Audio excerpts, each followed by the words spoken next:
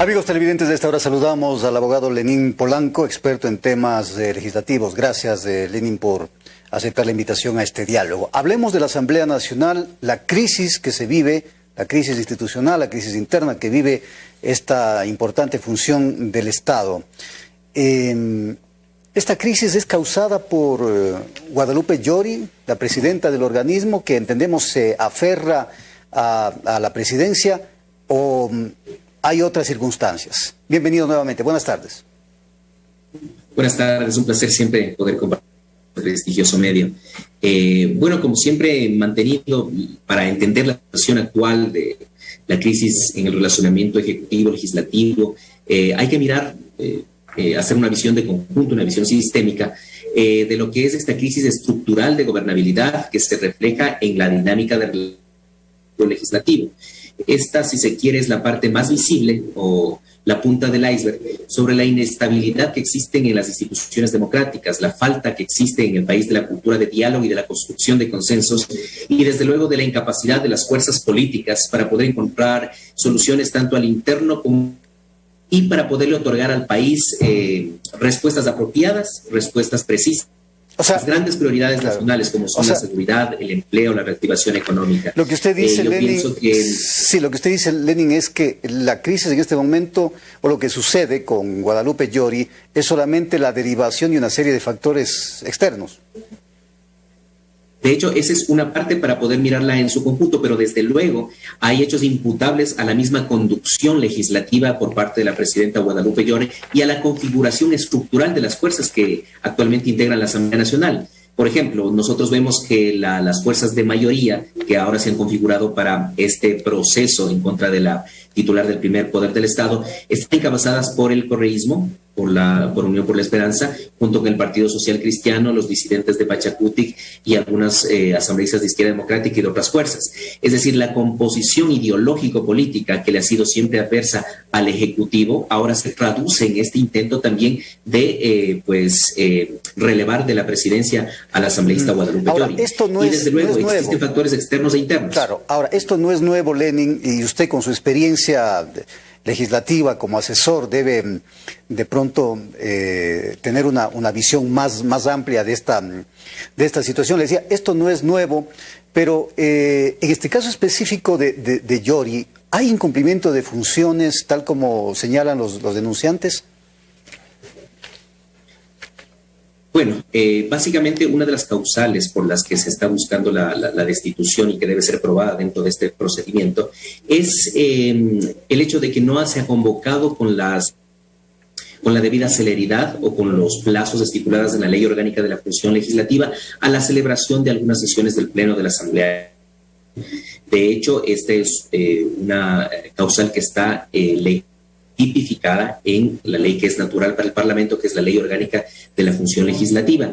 Sin embargo, cabría reflexionar también sobre si, por lo menos a partir del año 2015 en adelante, estos plazos han sido cumplidos o incumplidos por distintos o diferentes titulares de la primera función del Estado.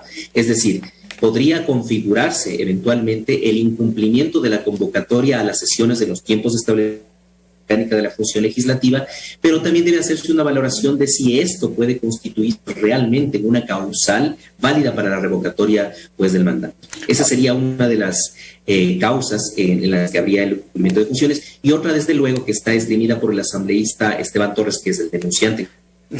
Ahora, hay en el que manifiesta que no se dio paso a una apelación de la presidencia según el procedimiento parlamentario. Entonces, estas dos causales son las que tienen que analizarse.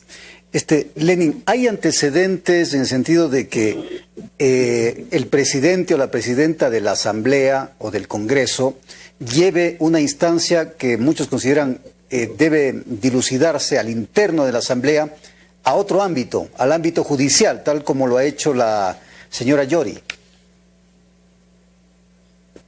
Bueno, las jurídico-constitucionales, jurídico-penales que ha implementado la asambleísta Guadalupe Llori, presidenta de la Asamblea Nacional, han sido percibidas por muchos sectores y con justa razón como un abuso o una manipulación del derecho.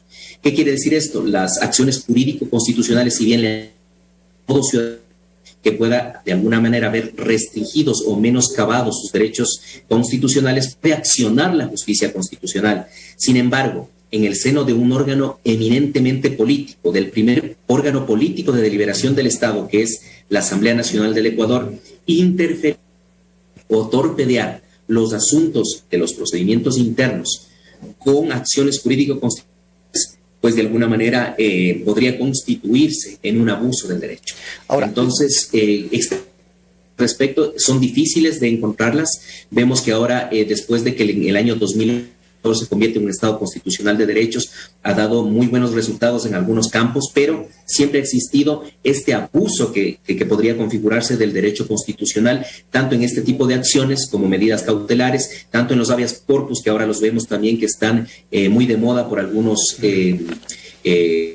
o privados de su libertad PPLs para accionar y abusar de estos mecanismos, tratando de generar o impunidad o de buscar otros fines. Ahora, usted ha dicho muy correctamente, la Asamblea es un ente estrictamente político, y en esa línea, ¿qué futuro le ve usted a este proceso investigativo en contra de Guadalupe Llori? Porque hay quienes dicen que es simplemente un mero trámite, que al final en la Asamblea lo que valen son los votos, no la razón. Bueno, la configuración de la Comisión Pluripartidista ad hoc que está investigando las funciones de Guadalupe Llori, pues por su composición podría dejar entrever que lamentablemente ya hay un veredicto, ya hay una autoridad de cosa juzgada, podría decirse, de lo que se puede interpretar de las declaraciones, del proceder y de las tiendas políticas a la que los integrantes de esta comisión participan integrándole. Sin embargo, me cuesta también señalar el hecho de que la remoción de la presidenta Guadalupe Llori de la presidencia de la Asamblea solucionar de ninguna manera la crisis de conflictividad que existe entre el Ejecutivo y el Legislativo, la endeblez de nuestras instituciones democráticas.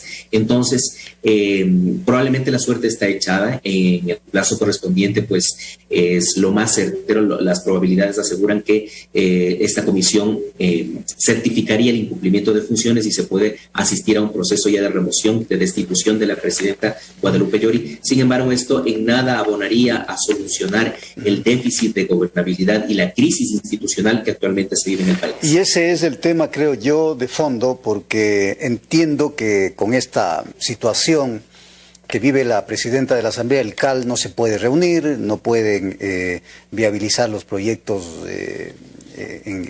los proyectos urgentes, los temas acuciantes para el país. Pero podemos decir que con lo que está viviendo la Asamblea Nacional es una de las peores asambleas que conoce la historia, ¿o han habido otras asambleas peores o congresos peores? Yo creo que tal como se ha dado este ya casi año del primer periodo legislativo de la Asamblea Nacional, sin duda hay una cuenta pendiente que nos dejan a todos los ecuatorianos, a los analistas, académicos, a la ciudadanía en general. Desde luego no ha habido una priorización adecuada de los renglones de legislativos más importantes para el país: reactivación económica, empleo, seguridad. Son los grandes renglones que deben ser priorizados, de alguna manera abordados por la agenda legislativa y su priorización. Por otra parte, esta suerte de conflictividad ejecutivo-legislativo deja entrever la incapacidad de construir un pacto, de entablar, de producir consensos y reproducir los disensos también con altura de la Asamblea Nacional. Si es que existen o no otras asambleas que han sido peores, pues la Asamblea Nacional, los parlamentos siempre han sido por su composición señalados. No obstante de esto, que existen muchos esfuerzos probablemente aislados de asambleístas que cumplen con sus agendas por entregar leyes de calidad al país, que legislan en favor de la ciudadanía. Estos han sido invisibilizados tanto por el aparato de comunicación de la Asamblea Nacional, así como también por los grandes errores que de alguna manera en conjunto la Asamblea pues deja percibir de parte de la ciudadanía. Gracias, Lenin, abogado Lenin Polanco, experto en temas legislativos, por acompañarnos en este diálogo. Hacemos una pausa entre las noticias y volvemos con más. No se vayan.